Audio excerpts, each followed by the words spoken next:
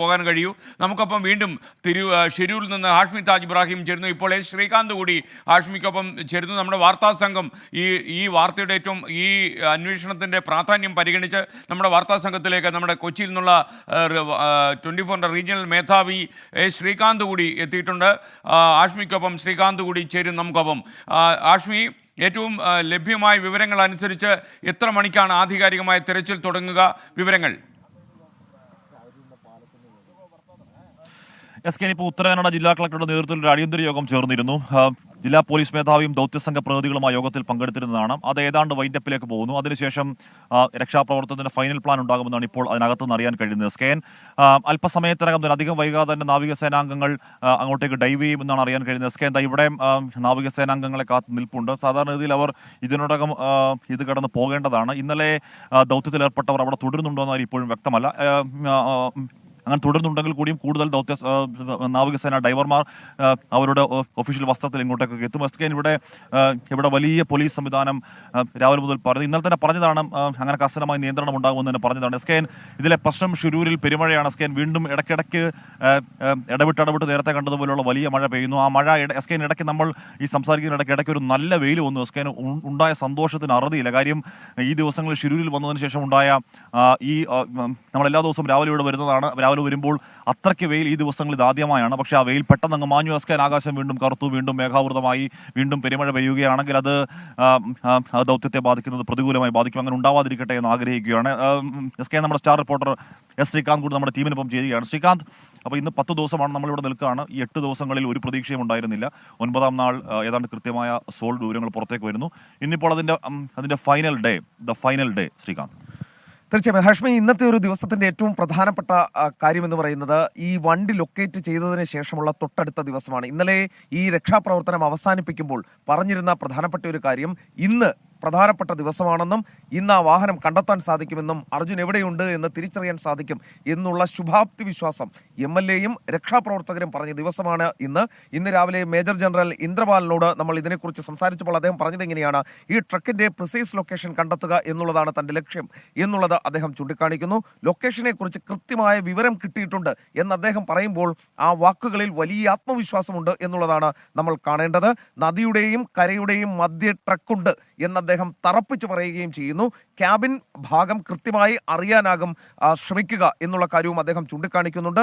Orange അലേർട്ടാണ്, അത് ഓർക്കണം. Orange alert ആണെങ്കിലും തെരച്ചിൽ തുടരും എന്നാണ് അദ്ദേഹം ചൂണ്ടിക്കാണിക്കുന്നത്. അതായത് ഒരു അടി പോലും പിന്നോട്ടില്ല എന്ന് അദ്ദേഹം അടിവരയിട്ട് പറയുമ്പോൾ മനസ്സിലാക്കേണ്ടത് ഇന്ന് എന്തായാലും അർജുന്റെ വാഹനം അർജുൻ എവിടെ എന്ന് കണ്ടെത്തിയേ ഈ തെരച്ചിൽ അവസാനിപ്പിക്കൂ.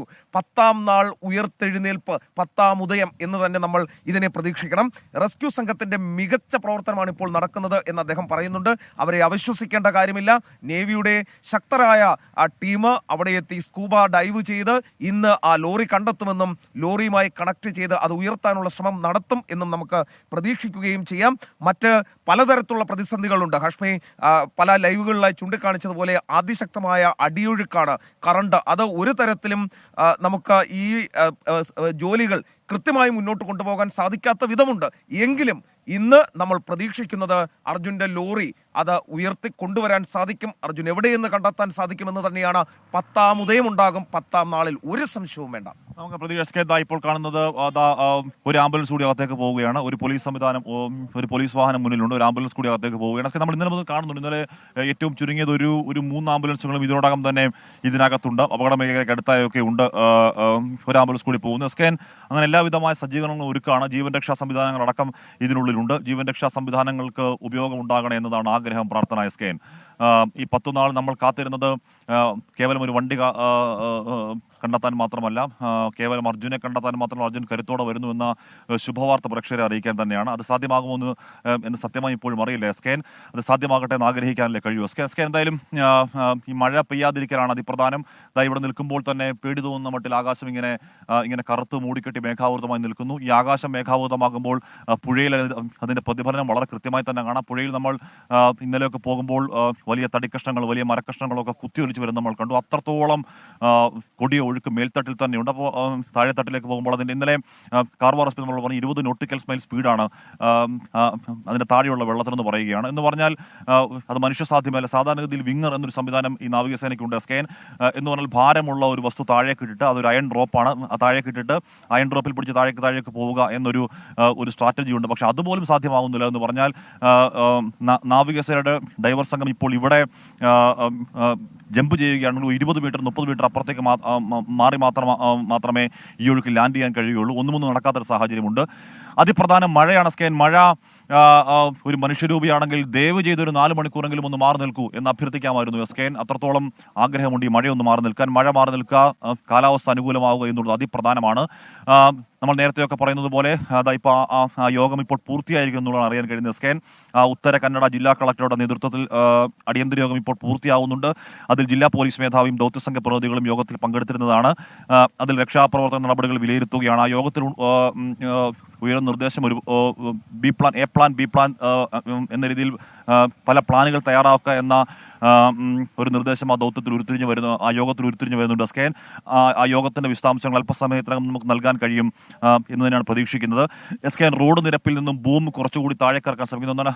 സാനി എക്സ്കവേറ്റർ ആ റോഡ് നിരപ്പിൽ നിന്ന് ഇപ്പോൾ കുറച്ചുകൂടി താഴേക്കിറക്കാൻ നോക്കുകയാണ്.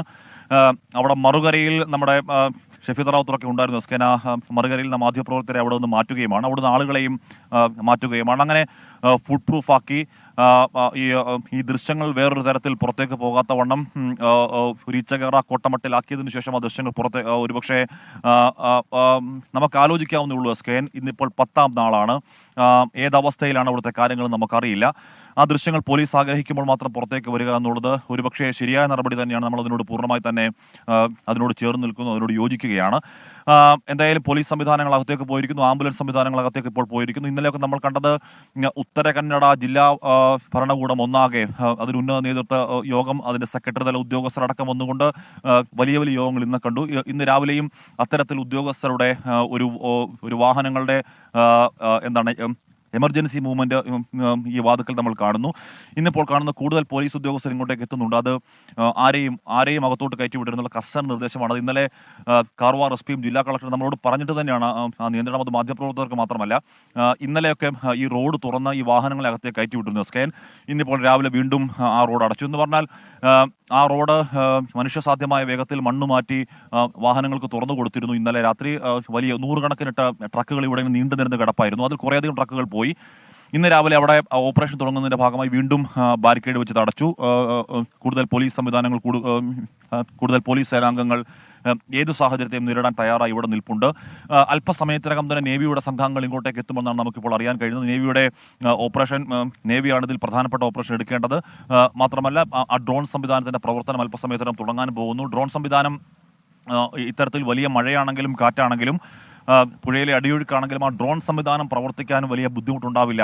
അതിന്റെ പ്രിസൈസ് ലൊക്കേഷൻ മനസ്സിലാക്കാൻ ആ ഡ്രോൺ സംവിധാനം പ്രവർത്തിക്കാൻ വലിയ ബുദ്ധിമുട്ടുണ്ടാകില്ല എന്നാണ് അറിയുന്നത്. ഇത് കാരണം ആ ഡ്രോൺ അത് പുഴയ്ക്ക് മുകളിൽ തന്നെ ഇങ്ങനെ സഞ്ചരിക്കുന്ന, തിരശ്ചീനമായി സഞ്ചരിക്കുന്ന ഒരു സംവിധാനമാണ് ആ ഡ്രോൺ. 20 അടി താഴത്തിൽ നിന്നുകൊണ്ട് താഴെയുള്ള ഒബ്ജക്റ്റിന്റെ ഏതാണ്ട് റിയൽ ടൈം ഇമേജ് നൽകാൻ കഴിയുന്ന തരത്തിലുള്ള കുറച്ചുകൂടി അഡ്വാൻസ് ആയിട്ടുള്ള ഒരു എക്യുപ്മെന്റ് ആണ് ഇപ്പോൾ മേജർ ജനറൽ ഇന്ദ്രപാലിന്റെ നേതൃത്വത്തിൽ ഇപ്പോൾ ഉപയോഗിക്കാൻ പോകുന്നത്. അല്പസമയത്തിനകം അതും പ്രവർത്തിച്ചു തുടങ്ങുമെന്നാണ് ഇപ്പോൾ അറിയാൻ കഴിയുന്നത്. സ്കെയിൻ അങ്ങനെയാണെങ്കിൽ ഈ വാഹനത്തിന്റെ ഏതാണ്ട് കൃത്യം ലൊക്കേഷൻ കാർവാർ എസ് പി നമ്മളോട് പറഞ്ഞിരുന്നു. അത് ഈ സോണാർ ഇമേജുകളുടെ കൂടി സഹായത്തിലാണ് ആ ഒരു നിഗമനത്തിലേക്ക് പോലീസ് എത്തിയത്. ഈ വാഹനം ഇങ്ങനെ കീഴ്മേൽ മറിഞ്ഞ് കിടപ്പാണ്. അതിന്റെ ടയറുകൾ മുകളിലാണ്. അതിന്റെ ക്യാബിൻ അടക്കം മണ്ണിൽ പൂണ്ടിരിപ്പാണോ എന്ന കാര്യത്തിലടക്കം സംശയമുണ്ട്. അപ്പോൾ ഈ ഡ്രോൺ ഉപയോഗിച്ചുള്ള പരിശോധനയിൽ ഈ വാഹനത്തിന്റെ ക്യാബിൻ മണ്ണിലേക്ക്, ചെളിയിലേക്ക് പൂണ്ടിരിക്കുകയാണോ എന്ന കാര്യങ്ങൾ അറിയണം. അങ്ങനെ ഇരിക്കുകയാണെങ്കിൽ അതിന് കൂടുതൽ സംവിധാനങ്ങൾ ആവശ്യമുണ്ട്. അങ്ങനെ ഇരിക്കുകയാണെങ്കിൽ സാധാരണഗതിയിൽ നേവിയുടെ ഒരു ഡൈവർ സംഘത്തിന് അതിനകത്തേക്ക് കടന്ന് അത് തുറക്കൽ അസാധ്യമാകും. അങ്ങനെയാണെങ്കിൽ അതിന് കൂടുതൽ സംവിധാനങ്ങൾ ഒരുക്കണം. എന്തായാലും ഈ ചില പ്രേക്ഷകരൊക്കെ നിങ്ങളുടെ സേഫ്റ്റിയെ കുറിച്ച് വളരെ വറീഡായിട്ട് സംസാരിക്കുന്നത്. അതിൽ കണ്ണൻ നായർ പറയുന്നത് good morning SKN, good morning Kannan Nair. നമ്മുടെ 24 ടീം ഹാഷ്മിയും മറ്റുള്ളവരും സേഫായി നിൽക്കാൻ പറയണം എന്ന് പറഞ്ഞു. നിങ്ങൾ വളരെ സേഫാണോ അവിടെ? എന്താണ് നിങ്ങളുടെ അവസ്ഥ? പ്രത്യേകിച്ച് ഈ ഗംഗാവലി പുഴയുടെ മറുകരയിൽ നിന്ന് ആളുകളെയൊക്കെ മാറ്റി മാധ്യമപ്രവർത്തകരെയൊക്കെ അവിടുന്ന് ഒഴിപ്പിച്ചു. മാത്രമല്ല റോഡ് നിരപ്പിൽ നിന്ന് ഈ ബൂം എക്സ്കവേറ്റർ കുറച്ചുകൂടി താഴേക്ക് ഇറക്കാൻ ശ്രമം നടത്തുകയാണ് എന്നൊക്കെ അർജുൻ പാറയ്ക്കൽ റിപ്പോർട്ട് ചെയ്ത് ഞാൻ കണ്ടു. എന്താണ് ഇപ്പോൾ ലേറ്റസ്റ്റ് ആയിട്ട് വിവരങ്ങൾ? മാധ്യമപ്രവർത്തകർ സേഫാണല്ലോ അല്ലേ? നമ്മൾ മാത്രം സേഫായി പോരാ, മറ്റുള്ളവർ സേഫാണ് എന്ന് ഞാൻ കരുതുന്നു. SKN, ഇവിടെ നമ്മളൊരു യുദ്ധഭൂമിയിൽ നിന്ന് റിപ്പോർട്ട് ചെയ്യുന്ന ഒരു പ്രതീതിയൊക്കെ ഉണ്ട് SKN. ഇത് വല്ലാത്ത ഒരു ടെറൈനാണ്, വല്ലാത്ത ഒരു അന്തരീക്ഷമാണ്. നമുക്ക് ചുറ്റും നിൽക്കുന്നത് മഴയിൽ കുതിർന്ന ഷിരൂർ, പശ്ചിമഘട്ടത്തിലെ ഷിരൂർ കുന്നുകളാണ്. ഏത് സമയവും ഇങ്ങനെ മണ്ണുതിർന്ന് വീഴുന്നത്. നമ്മൾ ഈ അപകടമുണ്ടായ സ്ഥലത്ത് നിന്ന് താഴെ നിന്നും മുകളിലേക്ക് നോക്കിയാൽ SKN നമ്മൾ പേടിച്ചു പോകുന്ന മട്ടിൽ നമുക്ക് കണ്ണിന് പിടികിട്ടാത്ത വണ്ണം ഇങ്ങനെ നിൽക്കുകയാണ് ആ മലകളൊക്കെ ഇങ്ങനെ നനഞ്ഞു കുതിർന്നിരിപ്പാണ്. ആ പുഴയാകട്ടെ നമ്മുടെ നാട്ടിലെ പുഴയൊന്നും പോലെ SKN അതിങ്ങനെ വല്ലാതെ ഒരു ഉഗ്രരൂപം പൂണ്ട്, രൗദ്രഭാവം പൂണ്ട് ഇങ്ങനെ കുലം കുത്തി ഒഴുകുന്ന വല്ലാത്തൊരു പുഴയാണ്. നമ്മുടെ നാട്ടിലെ പുഴകളുടെ ഒരു മട്ടും ഭാവമേ അല്ല. നമ്മുടെ നാട്ടിൽ ഈ പുഴയോരം എന്നൊക്കെ പറയുന്നതിന് ഒരു കാൽപ്പനികമുണ്ട് SKN. ഇവിടെ ആ കാൽപ്പനികമൊന്നും അല്ല, ഭീകരാവസ്ഥയാണ്. ഒരു കടലിലെ തിരമാല ആർത്തലയ്ക്കും മട്ടിൽ ആ പുഴയോരങ്ങളൊക്കെ ഇങ്ങനെ ഏതു സമയം വെള്ളത്താൽ ഇങ്ങനെ തിളയ്ക്കുന്ന കാഴ്ച നമുക്ക് കാണാൻ കഴിയുന്നു SKN. അങ്ങനെ സേഫ് ആണോ എന്ന് ചോദിച്ചാൽ നമ്മൾ പരമാവധി സേഫായി നിൽക്കുന്നു ഇവിടെ. എന്ന് പറഞ്ഞാൽ ഈ പറയുന്ന വലിയ മലകൾക്ക് താഴെ പോവാതെയും ആ പുഴയിലേക്ക് പോകുമ്പോൾ പുഴയുടെ ഒരുപാട് അരികിലേക്ക് പോകാതെ എന്ന് പറഞ്ഞാൽ SKN അവിടെ തീരം എന്നൊരു സംഗതിയില്ല. ഇങ്ങനെ കുത്തനെ വെർട്ടിക്കലായി നിൽക്കുകയാണ്. അവിടെ നിന്ന് താഴേക്ക് 20 അടി 30 അടിയാണ്. അതുകൊണ്ട് നമ്മൾ ശ്രദ്ധിക്കുന്നു. നമ്മുടെ കൂടെയുള്ള ക്യാമറമാരൊക്കെ ബാക്കിലോട്ടൊക്കെ പോകാൻ കൃത്യമായ നിർദ്ദേശം നൽകുന്നു. അങ്ങനെ സൂക്ഷിച്ച് മാത്രമേ ഇവിടെ നിൽക്കാൻ കഴിയുള്ളൂ SKN. അങ്ങനെ ഒരു ടെറൈനാണ്. ഇവിടെയുള്ള ആളുകൾ അതിനോട് അക്കസ്റ്റംഡ് ആണെന്ന് പറയാം. ആളുകൾ അതിനോടൊക്കെ മനസ്സിലാക്കിക്കൊണ്ട് ഇപ്പോൾ പുറത്തുനിന്ന് വരുന്നവർക്കാണ് അത് അല്പം ബുദ്ധിമുട്ടുണ്ടാക്കുന്നത്. നമ്മൾ എന്തായാലും ഈ ദിവസം കൊണ്ട് നമ്മൾ ഇവിടുത്തെ രീതികൾ മനസ്സിലാക്കുന്നു, പരമാവധി സേഫായി നിൽക്കാൻ ശ്രമിക്കുന്നു. പക്ഷേ ഈ പ്രശ്നം ഈ മഴയും കാറ്റുമാണ് SKN. നമ്മൾ ഇനി എത്ര സേഫായി നിൽക്കുന്നു എന്ന് പറഞ്ഞാലും ഇപ്പോൾ ലൈവിൽ ഒരു കുടയും പിടിച്ച് നിൽക്കുകയാണെങ്കിൽ കാറ്റടിച്ച് SKN നമ്മൾ വെറുതെ നമ്മുടെ നാട്ടുഭാഷയിൽ തള്ളുകയല്ല, കാറ്റടിച്ച് നമ്മളിങ്ങനെ ആ കാറ്റ് നമ്മുടെ ശരീരത്തിലേക്ക് പിടിച്ച് നമ്മളിങ്ങനെ ദൂരേക്ക് നീക്കിക്കൊണ്ട് പോകുന്ന മട്ടിലുള്ള അസാധ്യമായ കാറ്റാണ്. നമ്മൾ നാട്ടിൽ എക്സ്പീരിയൻസ് ചെയ്യുന്ന രീതിയിലുള്ള ഒരു കാറ്റേ അല്ല ഇവിടുത്തെ കാറ്റ്. അങ്ങനെയുള്ള ചില പ്രശ്നങ്ങൾ, ചില പ്രതിസന്ധികൾ ഉണ്ട് SKN. അത് സമ്മതിക്കുമ്പോൾ തന്നെ നമ്മൾ ഒരു മിഷൻ ഏറ്റെടുത്ത് ഇങ്ങോട്ടേക്ക് വന്നതാണ്. അത് അർജുനെ കുറിച്ചുള്ള വിവരങ്ങൾ, യഥാർത്ഥമായ വിവരങ്ങൾ കേരളത്തെ പ്രിയപ്പെട്ട പ്രേക്ഷകരെ അറിയിക്കുക എന്നുള്ളതാണ്. ആ മിഷനിൽ ഈ മഴയും കാറ്റും നമുക്കൊരു പ്രശ്നമല്ല. നമ്മൾ വാർത്തോദ്യുക്തരായി നമ്മൾ ഫീൽഡിലേക്ക് ഇറങ്ങിയാൽ ഈ മഴയും കാറ്റും നമുക്ക് പണ്ടേ പ്രശ്നമല്ല SKN. അതിപ്പോഴും പ്രശ്നമല്ല. പക്ഷെ നമ്മൾ പരമാവധി സേഫായി തന്നെ നിൽക്കുന്നു. യഥാർത്ഥമായ വിവരങ്ങൾ നമ്മൾ പ്രേക്ഷകരെ അറിയിക്കാൻ ശ്രമിക്കുന്നു. ഉറപ്പായും ചില വിമർശനങ്ങളൊക്കെ ചില പ്രേക്ഷകരൊക്കെ പറയുന്നുണ്ട്. സോഷ്യൽ മീഡിയയിലൊക്കെ ഞാനും വായിച്ചിരുന്നു, എന്താണ് മാധ്യമങ്ങൾ ഇവിടെ തെറ്റായി നയിക്കുന്നു. അങ്ങനെയൊന്നും അല്ല SKN. നമ്മൾ ഇവിടെ നിൽക്കുന്നത് നമ്മുടെ ഏതെങ്കിലും തരത്തിലുള്ള സ്വാർത്ഥ ലാഭത്തിന് വേണ്ടിയല്ല, നമ്മുടെ ഏതെങ്കിലും വേണ്ടിയുള്ള റേറ്റിംഗിന് വേണ്ടിയല്ല. നമ്മൾ SKN ഉറപ്പായും നമ്മൾ റേറ്റിംഗിന് വേണ്ടി കാര്യങ്ങൾ നമ്മൾ പ്രവർത്തിക്കാറുണ്ട്, നമ്മൾ ജോലി ചെയ്യാറുണ്ട്. അക്കാര്യത്തിൽ ഒരു തർക്കമൊന്നുമില്ല. പക്ഷേ ഈ വിഷയത്തിൽ നമ്മുടെ ആത്മാർത്ഥമായ ലക്ഷ്യം അർജുൻ ജീവനോടെ ഉണ്ട് എന്ന ഏറ്റവും നല്ല വാർത്ത ഒരു ബിഗ് ബ്രേക്കിംഗ് രൂപത്തിൽ കൊടുക്കുക. അത് അടുത്ത കാലത്ത് കേരളത്തിൽ നൽകാൻ കഴിയുന്ന ഏറ്റവും വലിയ സമ്മാനമാകുമെന്ന് ഉറച്ച പ്രതീക്ഷയിൽ തന്നെയാണ്. അവിടുത്തെ യഥാർത്ഥമായ വിവരങ്ങൾ നമ്മൾ ഈ ദിവസങ്ങളിൽ തന്നെ കൊടുക്കുന്നുണ്ട്.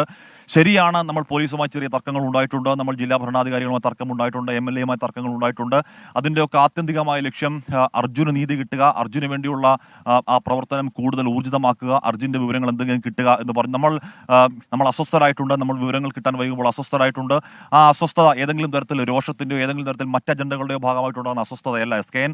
ആ വാർത്ത കിട്ടാൻ വൈകുമ്പോൾ അർജുനെ സ്നേഹിക്കുന്ന ഏതൊരു കേരളീയനും ഏതൊരു മനുഷ്യനും ഉണ്ടാകുന്ന ആവലാതികൾ മനുഷ്യൻ രീതിയിൽ നമ്മളെയും ബാധിക്കും. ആ ബാധിക്കുന്ന ആശങ്ക ഒരുപക്ഷെ പോലീസുകാരോടോ ഒക്കെയുള്ള ചെറിയ തർക്കമായി പരിണമിച്ചിട്ടുണ്ട്. അത് കാർവാർ SP യോട് സംസാരിക്കുമ്പോൾ കാർവാർ SP ക്കൊക്കെ കാര്യങ്ങൾ മനസ്സിലാവുന്നുണ്ട്. SKN ഇന്നലെ AKM അഷ്റഫ് MLA നമ്മോട് പറയുന്നുണ്ടായിരുന്നു, ഇവിടെ നിന്ന് ഈ പ്രതികൂല സാഹചര്യങ്ങളിൽ ഈ വാർത്ത റിപ്പോർട്ട് ചെയ്യുന്ന മാധ്യമങ്ങൾ നിങ്ങൾക്ക് അഭിനന്ദനങ്ങൾ ഇന്നലെ AKM അഷ്റഫ് MLA പറയുന്നുണ്ട്. ഈ പറയുന്ന എല്ലാ വിമർശനങ്ങൾ പറയുമ്പോഴും നമ്മൾ ഫീൽഡിൽ നിൽക്കുന്നു SKN. നമ്മൾ ഇവരൊക്കെ MLA ഒക്കെ വന്നു പോകുമ്പോഴും അവർ ഭഗീരഥ പ്രയത്നം നടത്തുമ്പോഴും നമ്മൾ രാവിലെ മുതൽ രാത്രി വരെ ഇവിടെ തന്നെ നിൽക്കുന്നു. ഇവിടെ നിന്ന് കിട്ടുന്ന ഓരോ വിവരങ്ങളും അപ്പോൾ പ്രേക്ഷകരെ അറിയിക്കുന്നു. അതാരെയും ബോധ്യപ്പെടുത്താനല്ല SKN, അത് ഒരു റേറ്റിംഗിന് വേണ്ടിയല്ല SKN. അത് അർജുൻ എന്ന് പറയുന്ന ഒരു പാവം പിടിച്ചവൻ, ഒരു ലോറി ഡ്രൈവർ ഇവിടെ പുഴയിലോ കരയിലോ ആയിട്ട് ദിവസങ്ങളായി എന്തെങ്കിലും വിവരങ്ങൾ പുറത്തേക്ക് വരുന്നില്ല എന്ന വേദന ഏറ്റെടുത്തുകൊണ്ട് ആ വേദനാപക്ഷം ചേർന്നുകൊണ്ട് നമ്മൾ ഈ ഫീൽഡിൽ നിൽക്കുകയാണ്. അത് മഴയാവട്ടെ ചുഴലിക്കാറ്റാവട്ടെ അവസാന നിമിഷം വരെ അർജുൻ എന്റെ അദമ്യമായ ആഗ്രഹം അർജുൻ ജീവനോടുണ്ട് സ്കെയിൻ എന്നുള്ള വലിയ വാർത്ത റിപ്പോർട്ട് ചെയ്യലാണ്. അത് സാധ്യമാകുമോ എന്ന് എനിക്കറിയില്ല. എന്തായാലും അർജുനെ കുറിച്ചുള്ള റിയൽ ടൈം വിവരങ്ങൾ ഈ എത്ര മഴയായാലും കാറ്റായാലും നമ്മൾ പ്രേക്ഷകർക്ക് നൽകിക്കൊണ്ടേയിരിക്കും സ്കെയിൻ ഫീൽഡിൽ നിന്ന് തന്നെ. Okay, thank you. Hashmi Taj Ibrahim പറഞ്ഞത് തന്നെയാണ് നമ്മുടെ നയപരമായ നിലപാട് എന്ന് പ്രേക്ഷകർക്ക് അറിയാം.